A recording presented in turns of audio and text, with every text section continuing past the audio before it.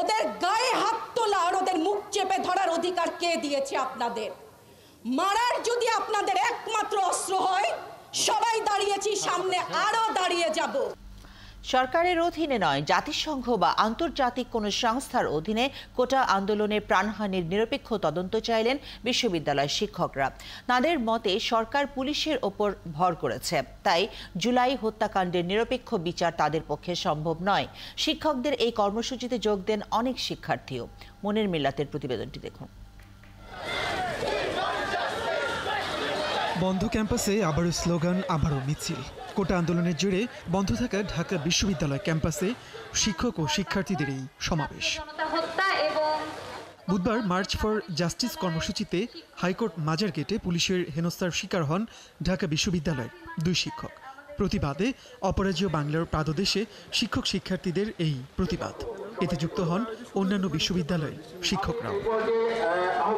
সমাবেশে শিক্ষকরা অভিযোগ করে বলেন, সরকারের নির্দেশেই কোটা আন্দোলন দমনের নামে সারা দেশে তাণ্ডব চালিয়েছে আইনশৃঙ্খলা বাহিনী ও ক্ষমতাসীন দলের সমর্থকরা।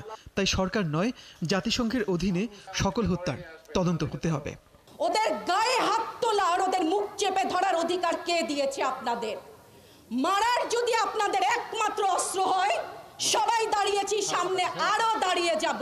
যদি খুনের বিচার না করতে পারেন, যদি খুনের বিচার না করতে চান, যদি আমাদের শিক্ষার্থীদের নিরাপত্তা না দিতে পারেন, তাহলে অবশ্যই পদত্যাগ করুন।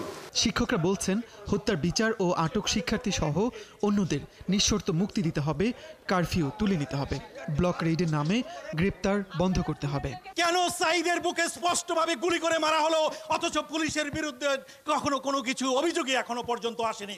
সিমটমগুলো আমরা নাজি আমলে দেখেছি, যে সিমটমগুলো আমরা প্যালেস্টাইনে দেখি, যে সিমটমগুলো আমরা শ্রীলঙ্কায় দেখেছি, সেই শ্রীলঙ্কা আমরা কোরিয়াতেও দেখছি, এবং কোরিয়া কি রাষ্ট্র আমরা জানি।